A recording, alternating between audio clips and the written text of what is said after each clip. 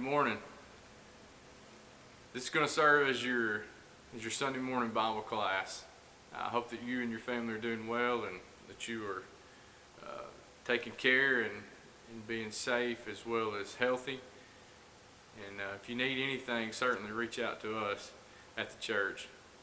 So you probably sang this song more than 100 times. Living by faith in Jesus above. You can sing with me. Trusting, confiding in His great love. From all harm safe in His sheltering arm. I'm living by faith and feel no alarm. But here's the fact. We feel alarmed. We sing those words, I'm living by faith. I'm safe and I'm secure from all alarms, but yet I don't feel any alarms. But what we do is we do feel alarmed. We go through times of trouble and times of distress, unknowns. We get alarmed. I want to talk to you today about truly living by faith. The first verse of that song, we're to sing with the spirit and with the understanding, 1 Corinthians chapter 14. The first part of that song says, I care not today what the morrow may bring, if shadow or sunshine or rain. But yet we do care. Times like this, it really shows what we do care about. Then we sing the words, the Lord I know ruleth o'er everything, and all of my worry is vain. All of our worry is vain. We've sang it to each other and we've sang it to ourselves more than 100 times. Some of you, there's no telling how many times you've sang that song. It was a staple for me in my life and my congregation, and that song still is a staple in my life. But do I truly mean the words of it? Living by faith is not just living when everything's good. It's not trusting in God when things are favorable for me. It's not truly confiding in God and believing that everything that He has is under His control whenever thing is quite peaceful and peachy in my life. When we look at the Bible, we certainly see people who lived real lives and walked on sand and on green grass and viewed trees just like we do, and lived life with hardship, with troubles. Certainly when the Lord was talking to Ananias about Saul of Tarsus, and he's talking to him, and Saul, Ananias saying, Lord, I've heard many things about this guy. Now, are you sure this is the one that you want me to get? And he says, he's a chosen vessel of mine. He does not know the things that he will have to suffer for my name's sake. Sometimes as we live as Christians, it means that we're going to have to suffer. It means we're going to have to endure. It means that we're going to have patience and go through these times. And really and truly what we need is endurance. We need to be resilient. We need to keep getting up, and we need to keep fighting, and we need to keep living as if nothing else matters except for the Lord. Keep doing what He wants us to do. So I want us to look at one character in the Bible today. Certainly we can read about him throughout the Scriptures, but we're going to start in Hebrews 11, and then we're going to jump back to Genesis this morning. Hebrews chapter 11, we often call this the Hall of Faith. We read about all these great characters, and I want us to look at Abraham this morning. Hebrews chapter 11 and verse 8 says, by faith. We know that faith is the substance of things hoped for, the evidence of things not seen. That's what chapter 11 and verse 1 says. See, my faith really through these times, it is that substance. It is that evidence. The evidence to others is my faith. The evidence to myself is my faith is believing and trusting even though I can't see. And truly, faith is trusting in God even when I don't understand it. I'm going to obey all the way. By faith, Abraham obeyed when he was called to go out to the place which he would receive as an inheritance. And he went out, not knowing where he was going. By faith he dwelt in the land of promise, as in a foreign country, dwelling in tents with Isaac and Jacob, the heirs with him of the same promise. For he waited for the city which has foundations, whose builder and maker is God. That's from the New King James Version. I want you to notice these words here that follow our faith. Truly, faith is an obedient faith. That's the faith that God is looking for in your life, and He's looking for in my life. He's looking for that obedient faith that says, I trust in God so much, therefore these actions are going to come out in my life. By faith, Abraham obeyed. What allows you to obey all the way? It's our faith. But faith, as we've said more than, I don't know how many times in our congregation, is it's not an intellectual thought. It's not going, oh yeah, I believe in God. No, it's knowing and it's trusting to the point that things are going to change in my life. And I don't mean that things are going to, that I'm now going to win the lottery or now I'm going to get to go on The Price is Right. That's not the change I'm talking about. What it means is my perspective. It's going to change. Things are going to change in my life.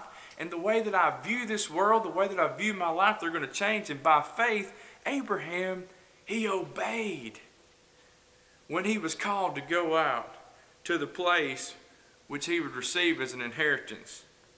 Notice these words. Obeyed, went out, dwelt, waited. Those are key words for us to remember. He obeyed when God told him to do something. He went out not knowing where he was going. What an example of true biblical faith. By faith he dwelt in the land of promise, as in a foreign country. You're in foreign times right now. Dwell in them. Keep living for God. Keep doing what He's called you to do. Waited. Abraham waited for that city. Let's go look at some of the life of Abraham. It all starts there in Genesis chapter 12. Right here, he's not called Abraham, he's called Abram. I always think it's interesting with a lot of these characters how God even changes their name. So Genesis chapter 12, we read a little bit about Abram's lineage in chapter 11. But we pick it up in chapter 12 that he's got a son and he's got this man has a son named Abram and he has a grandson Lot, and there they are. They're in the land of Ur. They go into the land of Canaan. And there he came to Haran and dwelt there, chapter 11.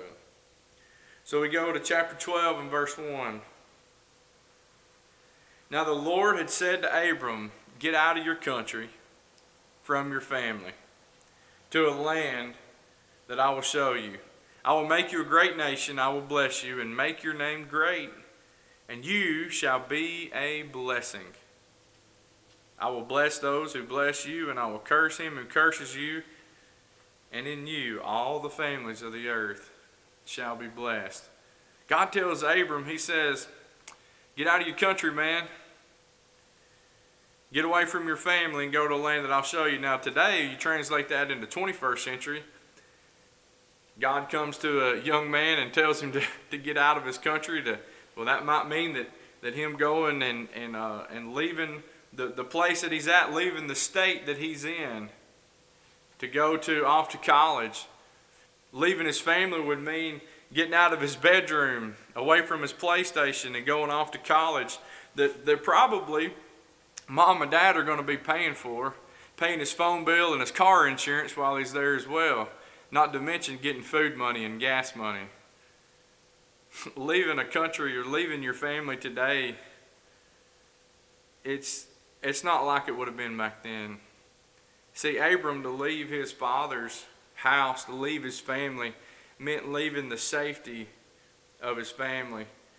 You see, God had his people to band together, and there would be security from robbers. There would be security from foreign people who would try to come in and to attack.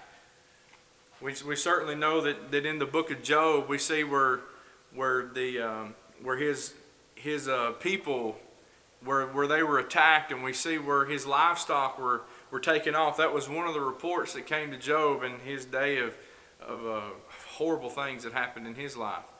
We can fast forward just a couple of chapters, and we see where Abram and Lot are there in chapter 13, one chapter.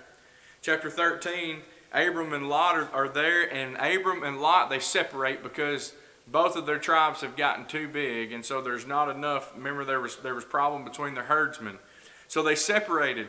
One chapter later, after Abram separates from Lot, in chapter 14, we see where Lot, he gets taken. Lot gets taken by these people from Sodom. And so we have, I believe I got that right. Either way, Lot has been taken, and Abram has to gather up troops from his own house to go rescue Lot. This is a pretty cool story. This is a story you need to tell to your kids at night. This is a fascinating story, and boys will just eat it up. So Lot gets taken, and Abram gets 318 of his men, and they go to fight, and they go to rescue Lot, a hostage rescue mission.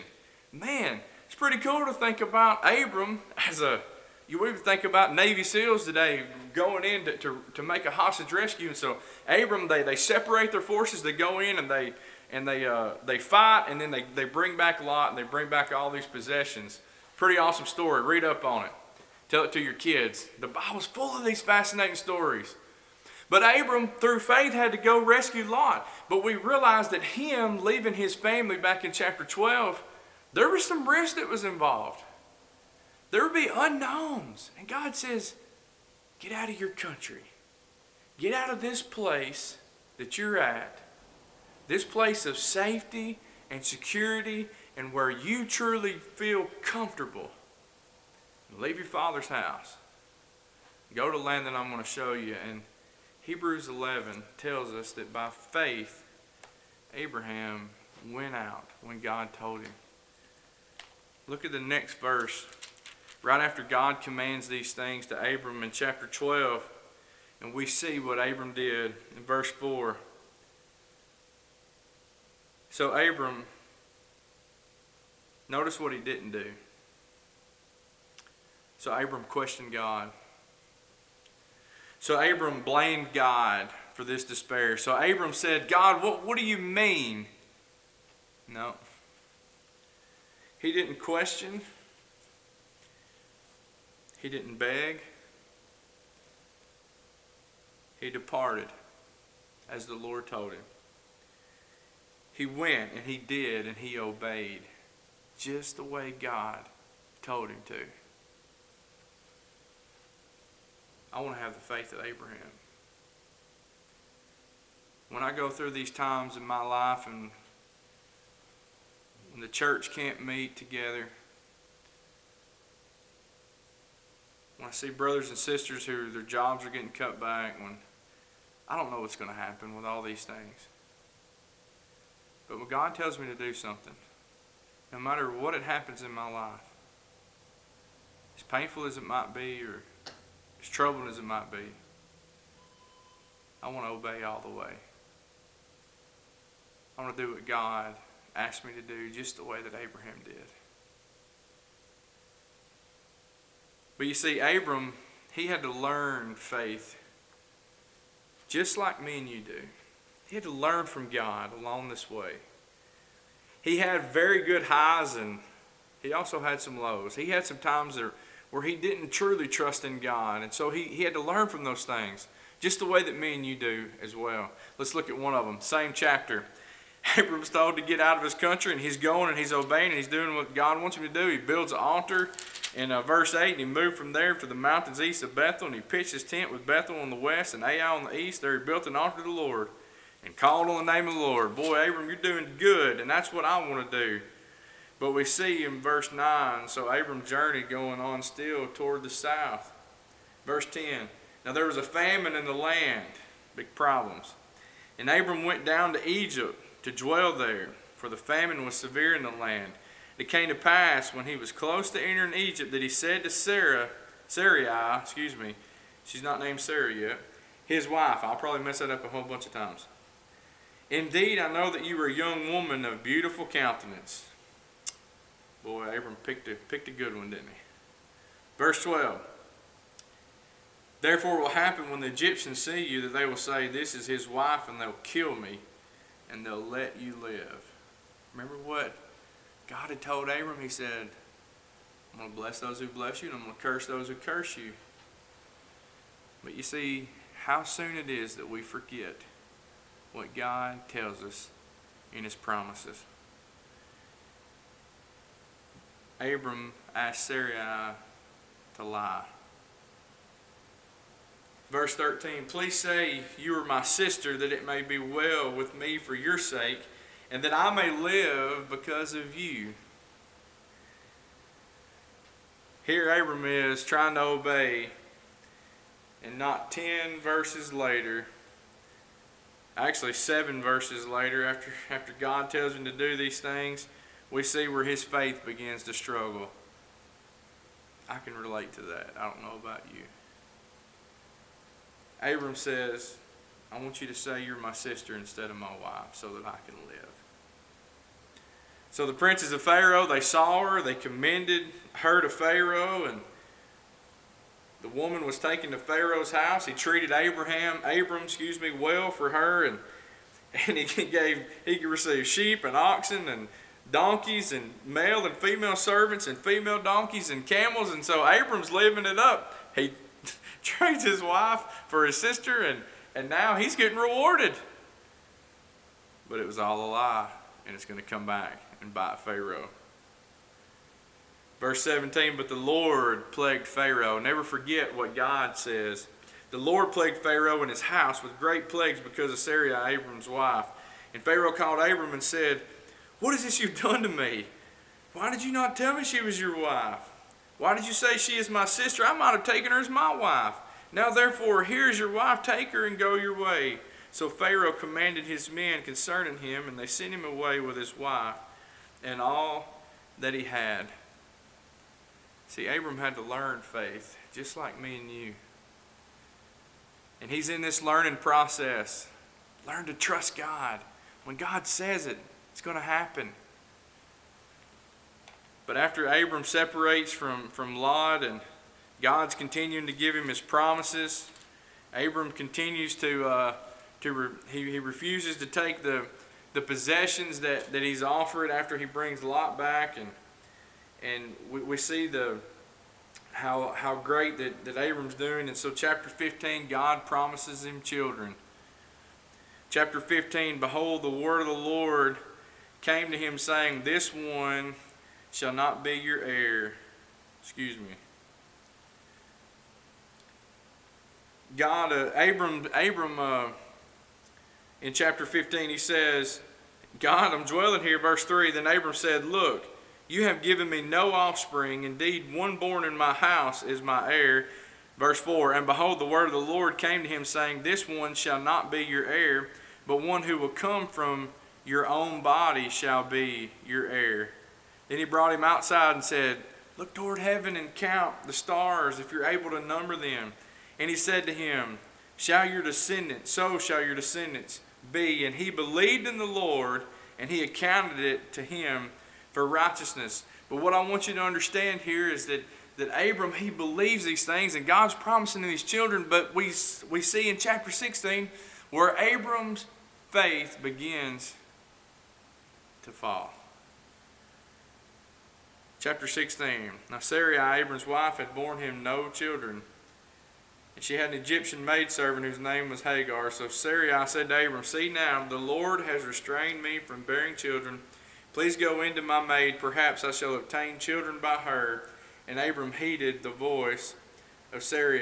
Then Sarai, Abram's wife, took Hagar, her maid, the Egyptian, and gave her to her husband, Abram, to be his wife, after Abram had dwelt 10 years in the land of Canaan. God gives this problem, and Abram's not even on scene here for 10 years. And so much that's the way that I feel like sometimes we have in our lives, and I feel like it is in my life whenever I want to trust in God so much, but when some time passes, my faith begins to waver.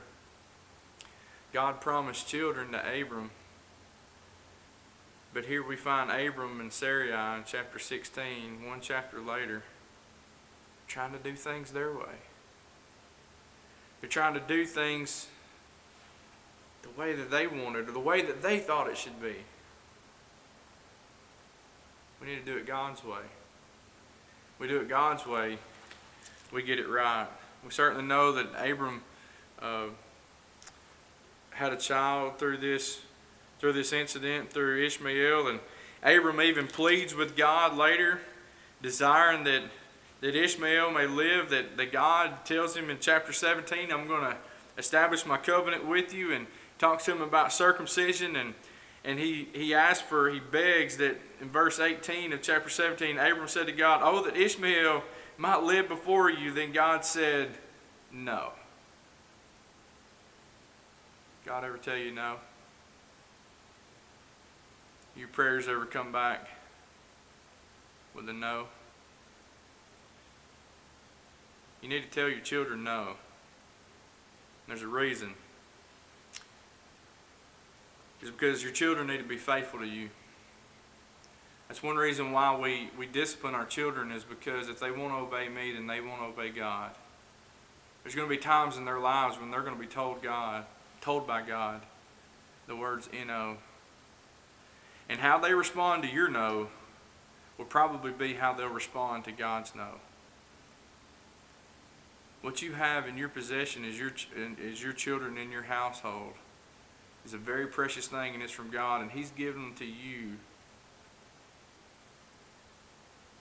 And those children are going to see how you live, whether or not you're truly living by faith or not. No is a hard thing to hear. It's hard for me, I know. God told Abram, no. It's hard to hear, and it's hard to live by faith when we hear the no's.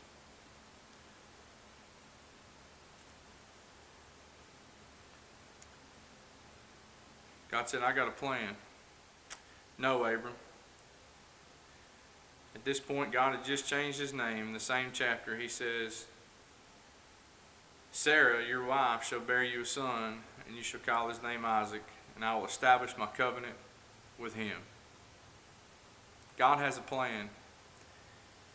Sometimes I've tried to do things my own way, and when I've tried to do things my way, I realized it really wasn't God's plan. May we have the wisdom to realize when something is God's way versus whenever I'm trying to force something. I hope that when you pray, that you'll pray to God for His will to be done the same way Jesus did. And pray for us to have the wisdom to see it God's way and not our own, because our hearts can deceive us. Jeremiah 17 verse 9. The heart is deceitful above all things. God, I want to do it your way. Help me to live by faith. Sarah's faith becomes tested, and Abram begins to question God, and he's like, "Wait a minute, how in the world shall this man, me, 100 years old, and Sarah 90 years old, how can she bear a child? Just please let Ishmael live." No. When I think that I got it all figured out, when all logic tells Abram that Sarah can't have a kid this old. All logic tells Abraham, how can this happen? Never forget that with God, all things are possible. Keep living by faith. But we see as Abraham has lived his life and he's prayed to God, and this relationship has continued, and he's learned, and we see the birth of Isaac in chapter 21, and then his faith is going to be tested again in chapter 22. Now it came to pass after these things that God tested Abraham. Is God testing you in your faith? And he said to him, Abraham, he said, here I am. When the Lord calls, we need to answer. Then he said, take now your son, your only son Isaac, whom you love, and go to the land of Moriah and offer him there as a burnt offering on one of the mountains of which I shall tell you. God tells him some hard things, and sometimes it's really hard to live and understand what God wants me to do. Notice Abraham's response here. So Abraham questioned God. No. So Abraham said, well, wait a minute. I thought that you said that in Isaac all the nations of the earth are going to be blessed. That in that seed, God, you brought him through this birth whenever my wife was well up into her age. And now you're just going to have me sacrifice him and you're going to take him away from me? What? No. Take now your son, your only son Isaac, and offer him there on the mountains. In verse 3, we see the great response of Abraham. So Abraham rose early in the morning and saddled his donkey, and took 2 of his young men with him, and Isaac his son, and he split the wood for the burnt offering, and he rose and went to the place which God had told him. You know, when you first see this would be like, okay, I'm going to saddle my donkey. I'm out of here. Forget it, God. I've had enough of this. But Abraham's learned faith. He's learned it so well. Lord, I just can't do this anymore. This is far too much. This is too hard for me to bear. But no, we see Abraham obeying all the way. You know the story, but I want to point something out to you. You probably noticed it before. Verse 4 of Genesis 22, then on the 3rd day Abraham lifted his eyes and saw the place afar off. And Abraham said to his young men, stay here with the donkey. The lad and I will go yonder and worship. And notice this, and we will come back to you. Wow. Y'all stay here with the donkey. Me and Isaac, we're going to go worship up on this mountain. And we, both of us, will return to you. Hebrews 11 tells us where we started this morning. In verse 17, by faith Abraham, when he was tested, offered. That's obedience. That's a faithful faith, obedient faith. When he was tested, he offered up Isaac. And he who had received the promises offered up his only begotten son. Obedience. Verse 18, of whom it is said, in Isaac you shall be called. Verse 19, by faith he's concluding that God was able to raise him up even from the dead. The lad and I will come back to you. These obedient words of Abraham, these action words. Faith without works is dead. We know that. In James chapter 2, Abraham obeyed. Abraham went out. Abraham dwelt. Abraham waited. Abraham offered. Abraham concluded that God was even able to raise him from the dead. Abraham live by faith. Living by faith in Jesus above. Do you believe those words? You've sang them more than 100 times. I hope you live by faith.